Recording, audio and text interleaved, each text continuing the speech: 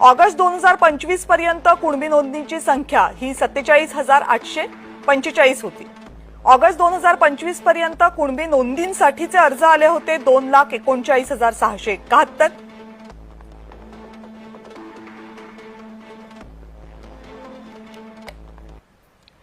आता मराठवाड्यातल्या या 8 जिल्ह्यांमध्ये किती प्रमाणपत्र वाटली गेलेली आहेत कुणबी समाजाची त्याच्यावर एक नजर टाकूया।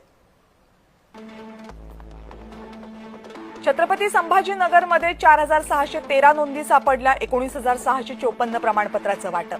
जालन्यामध्ये 5,027 नोंदी, 14,375 प्रमाणपत्रांचं वाटप। परभणीचा आकडा बघितला तर 3,781 नोंदी आणि 12,725 प्रमाणपत्रांचं वाटप। हिंगोली जिल्ह्यामध्ये गेलात तर 4,356 नोंदी सापडल्या, 8,679 प्रमाणपत्रांचं वाटप। नांदेडमध्ये 1,750 नोंदी आणि 4,295 प्रमाणपत्रांचं वाटप।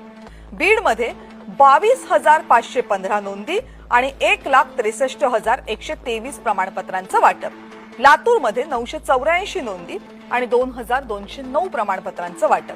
तर धाराशिवमध्ये 4,819 नोंदी आणि 13,961 प्रमाणपत्रांचं वाटप झालं। म्हणजे एकूण 47,845 नोंदी सापडल्या आणि 2,39,021 इतक्या प्रमाणपत्रांचं वाटप करण्यात आलं।